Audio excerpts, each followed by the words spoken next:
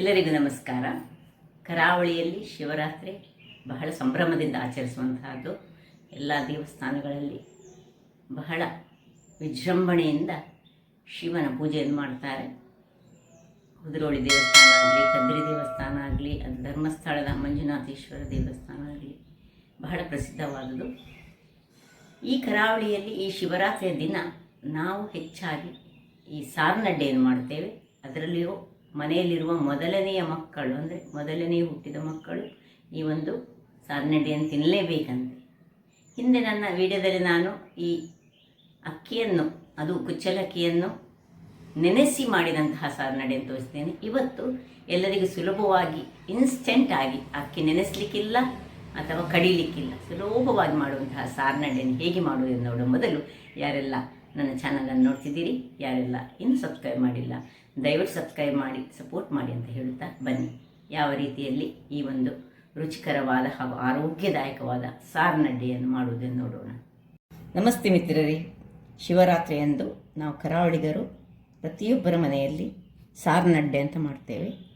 ಆದರೆ ಈಗ ಸಾರ್ನಡ್ಡೆ ಮಾಡಲಿಕ್ಕೆ ನಮಗೆ ಗಟ್ಟಿಯಾಗಿ ಅಕ್ಕಿಯನ್ನು ಕಡಿಲಿಕ್ಕೆ ಬೇಕಾದಂತಹ ಸೌಕರ್ಯ ಕರೆಕ್ಟಾಗಿಲ್ಲ, ಮತ್ತು ಸ್ವಲ್ಪ ಅದು ತುಂಬ ಲೆಂದಿ ಆಗ್ತದೆ ಹೇಳಿ ಇವತ್ತು ನಾನು ಸುಲಭ ವಿಧಾನದಲ್ಲಿ ಒಂದು ಸಾರ್ನಡ್ಡೆ ಮಾಡುವಂಥ ವಿಧಾನವನ್ನು ಕಲಿಸ್ತಿದ್ದೇನೆ. ಇದಕ್ಕೆ ಬೇಕಾದದ್ದು ಅಕ್ಕಿ ಹಿಟ್ಟನ್ನು ಯೂಸ್ ಮಾಡ್ತಿದ್ದೇನೆ. ಇಲ್ಲದಿದ್ದರೆ ನಾವು ಕುಚ್ಚಲಕ್ಕಿಯನ್ನು ಒಂದು 8 ಗಂಟೆಗಳ ಕಾಲ ನೀರಿನಲ್ಲಿ ನೆನೆಸಿ ಮತ್ತು ಅದನ್ನು ಗ್ರೈಂಡ್ ಮಾಡಿ ಮಾಡುವಂತಹ ಸಾರ್ನಡ್ಡೆ ಅದು. ಇವತ್ತು ನಾನು ಅಕ್ಕಿಯ ಹುಡಿಯಲ್ಲಿ ಮಾಡ್ತಿದ್ದೇನೆ. ಒಂದು ತೆಂಗಿನಕಾಯಿ ಬೇಕು, ತುರಿ, ಏಲಕ್ಕಿ, ಮತ್ತು ಒಂದು 5 ಚಮಚದಷ್ಟು ಕಡಲೆಬೇಳೆಯನ್ನು ಒಂದು ಗಂಟೆಗಳ ಕಾಲ ಸ್ವಲ್ಪ ನೆನೆಸಿಟ್ಟುಕೊಂಡು ಸ್ವಲ್ಪ ಸ್ಮೂತ್ ಮಾಡಿದರೆ ಆಯಿತು. ಮತ್ತು ಬೆಲ್ಲ ಬೇಕು. ಈಗ ಮೊದಲಿಗೆ ಈ ಒಂದು ಕಡಲೆಬೇಳೆಯನ್ನು ಕುಕ್ಕರ್ನಲ್ಲಿ ಹಾಕ್ಕೊಂಡು ಬೇಯಿಸಿಕೊಳ್ಳೋಣ. ನೋಡಿ, ಅದಕ್ಕೆ ನಾನು ಚೆನ್ನಾಗಿ ತೊಳೆದು ಒಳ್ಳೆ ನೀರಿನಲ್ಲಿ ಹಾಕ್ಕೊಂಡಿಟ್ಟಿದ್ದೇನೆ. ಅದೇ ನೀರನ್ನು ಯೂಸ್ ಮಾಡ್ಕೊಳ್ತಿದ್ದೇನೆ. ಒಂದು ಸ್ವಲ್ಪ ನೀರು ಹೆಚ್ಚು ಹಾಕಿದರೆ ಸಹ ತೊಂದರೆ ಇಲ್ಲ, ಒಳ್ಳೆ ಬೇಯಬೇಕಿದೆ. ಇದಕ್ಕೆ ಸ್ವಲ್ಪ ಉಪ್ಪು ಮತ್ತು 1 ಚಮಚದಷ್ಟು ಎಣ್ಣೆಯನ್ನು ಹಾಕೊಳ್ಳೋಣ. ಒಳ್ಳೆ ಸ್ಮೂತಾಗಿ ಬೇಯ್ತದೆ ಆಗ. ಇದನ್ನೀಗ ಒಂದು 3 ವಿಸಿಲಾದರೂ ಬೇಯಿಸಿಕೊಳ್ಬೇಕು, ನಾವು ತೆಗೆದುಕೊಳ್ಬೇಕು. 3 ವಿಸಿಲ್ ತೆಗೆದುಕೊಂಡು ಅಷ್ಟೊತ್ತಿಗೆ ನಾವು ಹಾಲನ್ನು ರೆಡಿ ಮಾಡಿಕೊಳ್ಳೋಣ. ಇದಿಲ್ಲಿ ಬೇಯ್ತಾ ಇರುವಾಗ ನೋಡಿ, ಇಲ್ಲಿ ನಾನು ತೆಂಗಿನ ಹಾಲು ತೆಗೆದಿದ್ದೇನೆ. ಒಳ್ಳೆ ಫ್ರೆಶ್ ತೆಂಗಿನಕಾಯಿ ಆದರೆ ಒಳ್ಳೆಯದಾಗ್ತದೆ, ಆಗಾಗಲೇ ಒಡೆದಂತಹದ್ದು. ಈಗ ನಾನು ಸ್ವಲ್ಪ ಮಾಡೋದ್ರಿಂದಾಗಿ ಒಂದು ತೆಂಗಿನಕಾಯಿ ಅರ್ಧ ಕಡಿಯನ್ನು ತೆಗೆದುಕೊಂಡಿದ್ದೇನೆ. ಹಾಲು ತುಂಬ ಇದ್ದಷ್ಟು ಬಹಳ ರುಚಿಯಾಗಿ ಬರ್ತದೆ. ಮತ್ತು ಗೇರು ಬೀಜ, ದ್ರಾಕ್ಷಿ ಬೇಕಿದ್ರೆ ನಮಗೆ ಬೇಕಿದ್ದಷ್ಟೇ ಹಾಕ್ಕೊಳ್ಬೋದು. ಇದರದ್ದೊಂದು ವಿಶೇಷ ಹೇಳಿದರೆ, ಈ ಅಕ್ಕಿಯ ತುಂಡುಗಳೇ ಆ ಪಾಯಸದಲ್ಲಿ ಸಿಕ್ಕುವಾಗ ಗೇರು ಬೀಜ ಎಲ್ಲ ಬೇಕಂತಿಲ್ಲ. ಅದರೊಟ್ಟಿಗೆ ನಾವು ಈ ಕಡಲೆಬೇಳೆಯನ್ನು ಹಾಕ್ಕೊಳ್ತಿದ್ದೇವಲ್ಲ, ಹಾಗಾಗಿ ಈಗ ನೀರನ್ನು ಹಾಕ್ಕೊಂಡು ಇದರ ಹಾಲನ್ನು ತೆಗೆದುಕೊಂಡು ತರ್ತೇನೆ.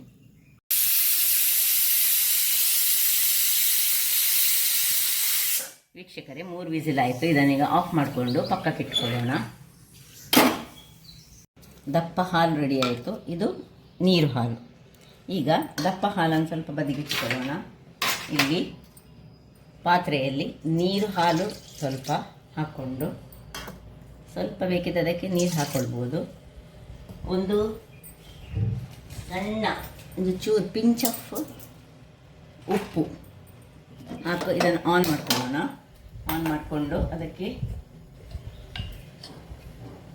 ಒಂದು ಅರ್ಧ ಸ್ಪೂನಷ್ಟು ತುಪ್ಪ. ಇದು ಕರಗಿ ಕುದಿಲಿಕ್ಕೆ ಶುರು ಆಗುವಾಗ ಹೀಗೆ ಸೌಟಿನ ತುದಿಯನ್ನು ಹೀಗೆ ಸ್ವಲ್ಪ ಕರಡಿಸಿಕೊಂಡು ನೋಡಿ, ಈ ಅಕ್ಕಿ ಹುಡಿಯನ್ನು ಇದರಲ್ಲಿ ಹಾಕ್ಕೊಳ್ಳೋಣ. ಸ್ವಲ್ಪ ಅಕ್ಕಿ ಹುಡಿ ಸಾಕು, ನಮಗೆ ತುಂಬ ಬೇಡ. ಯಾಕೆ ಹೇಳಿದರೆ ನಾವು ಇದರಲ್ಲಿ ಈ ಅಕ್ಕಿಯನ್ನು ಗ್ರೈಂಡ್ ಮಾಡಿ ಮೊದಲು ಈ ರೀತಿಯಲ್ಲಿ ನಾನು ಮಾಡ್ತಿದ್ದೇನೆ. ಸ್ವಲ್ಪ ಮಾಡ್ತಿದ್ದೇನೆ ನಾನು, ನೀವು ಬೇಕಿದ್ದರೆ ಹೆಚ್ಚು ಮಾಡುವವರು ಹೆಚ್ಚು ಮಾಡ್ಕೊಳ್ಬೋದು. ಹೀಗೆ ಇಷ್ಟು ದಪ್ಪ ಆಗುವಾಗ ಇದನ್ನೀಗ ಆಫ್ ಮಾಡ್ಕೊಳ್ಳೋಣ. ಇದಿಲ್ಲಿ ತಣ್ಣಗಾಗ್ತಿರುವಾಗ ಒಳ್ಳೆ ಬೆಂದಿದೆ.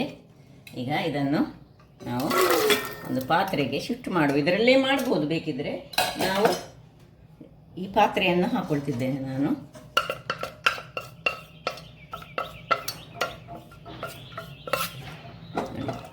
ಪಾತ್ರೆಯನ್ನು ಹಾಕಿ ಅದರಲ್ಲಿ ಈ ನೀರು ಹಾಲು ಏನು ಉಂಟು ತೆಂಗಿನ ಹಾಲಲ್ಲಿ ತೆಗೆದದ್ದು ಅದನ್ನು ಸಹ ಹಾಕ್ಕೊಳ್ತಿದ್ದೇನೆ ಇದಕ್ಕೆ.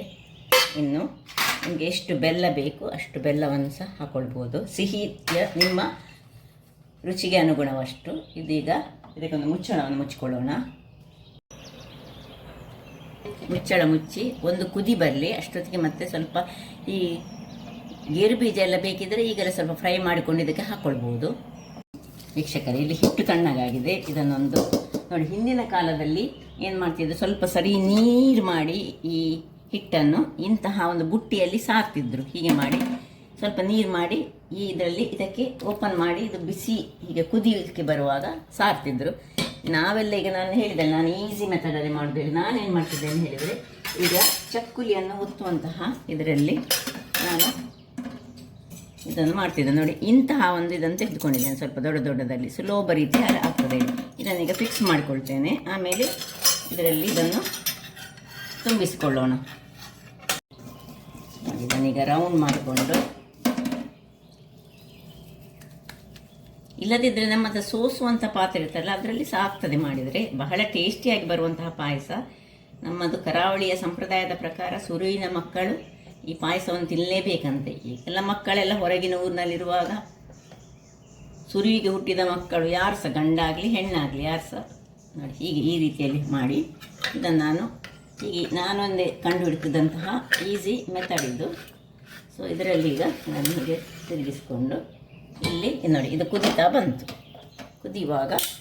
ಕುದಿಯುತ್ತಿರುವಂತಹ ಇದಕ್ಕೆ ಇದನ್ನು ನೋಡಿ ಹೀಗೆ ನೋಡಿ ಒಂದೊಂದು ಪೀಸಸ್ ಸಣ್ಣದಾಗಿ ಹೀಗೆ ಮಾಡಿಕೊಳ್ಳುವುದು.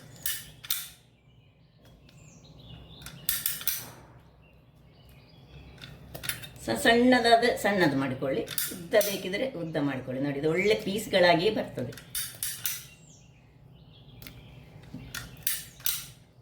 ಕುದೀತಾ ಇರಬೇಕು ಮಾತ್ರ ನೀರು ನೋಡಿ. ಇನ್ನು ಒಂದು ಸ್ವಲ್ಪ ಹೊತ್ತು ಅಲ್ಲಾಡಿಸ್ಕೊಳ್ಳಿಕ್ಕೆ ಇಲ್ಲ, ಒಳ್ಳೆ ಪಾಯಸ ರೀತಿಯಲ್ಲಿ ಬರ್ತದೆ. ಈಗ ಇದನ್ನು ಸ್ವಲ್ಪ ಹೊತ್ತು ಹೀಗೆ ನೋಡಿ ಹೀಗೆ ತಿರುಗಿಸಿಕೊಂಡು ಇನ್ನೊಮ್ಮೆ ಚೂರು ಮುಚ್ಚಳ ಮುಚ್ಚಿಕೊಂಡು ಬೇಯಿಸ್ಕೊಳ್ಳೋಣ. ವೀಕ್ಷಕರೇ ನೋಡಿ ಹೀಗೆ ಒಳ್ಳೆ ಕುದೀತು. ಈಗ ನೋಡಿ ಪೀಸಸ್ ನೋಡಿ ಹೇಗೆ ಬಂದಿದೆ. ಇದು ಬೆಲ್ಲ ಸಾವಯವ ಬೆಲ್ಲ ಆದ್ದರಿಂದ ಕಪ್ಪಾಗಿ ಉಂಟು.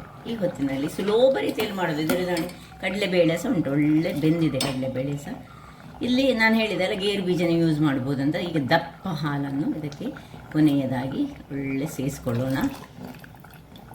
ನೀವು ಬಿಳಿ ಬೆಲ್ಲ ಹಾಕಿದರೆ ಬಿಳಿಯಾಗಿ ಬರ್ತದೆ. ಹೀಗೆ ಬೆಲ್ಲ ಹಾಕಿದರೆ ಈ ಕಲರಲ್ಲಿ ಬರ್ತದೆ. ಬಹಳ ಟೇಸ್ಟಿಯಾಗಿ ಬರುವಂತಹದ್ದು ತೆಂಗಿನ ಹಾಲು ಮತ್ತು ಈ ಕಡಲೆಬೇಳೆ ಪ್ಲಸ್ ಇದೀಗ ಸ್ವಲ್ಪ ಇದನ್ನು ದಪ್ಪ ಮಾಡಲಿಕ್ಕೆ ಇದಕ್ಕೆ 1 ಚಮಚದಷ್ಟು ನಾವು ರವೆಯನ್ನು ಹಾಕೊಳ್ಳೋಣ.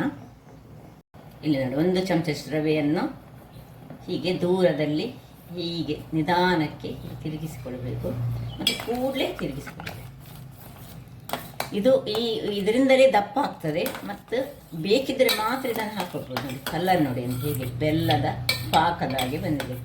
ಇದು ಇಲ್ಲದಿದ್ದರೆ ಬಿಳಿಯಾಗಿ ಬರ್ತದೆ. ಬಿಳಿ ಬೆಲ್ಲ ಹಾಕಿದರೆ ಬಿಳಿ ಬರ್ತದೆ. ಈಗ ಒಂದು ಕುದಿ ತೆಗೆದುಕೊಳ್ಳೋಣ. ಇದನ್ನು ಮುಚ್ಚಿಕೊಳ್ಳೋದು ಬೇಡ. ಒಂದು ಕುದಿ ತೆಗೆದ ಮೇಲೆ ಏಲಕ್ಕಿ, ಈಗ ಕೊನೆಯದಾಗಿ ನಾವು ಏಲಕ್ಕಿಯನ್ನು ಇಲ್ಲಿ ಗುದ್ದಿಕೊಳ್ತಿದ್ದೇನೆ. ಏಲಕ್ಕಿ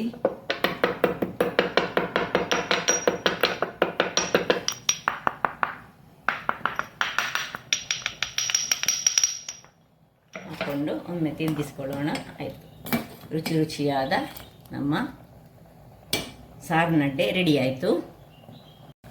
ಆಫ್ ಮಾಡ್ಕೊಳ್ತಿದ್ದೇನೆ. ಈಗ ಸರ್ವ್ ಮಾಡೋಣ. ನೋಡಿ ಹೇಗೆ ಬಂತು ನೋಡಿ.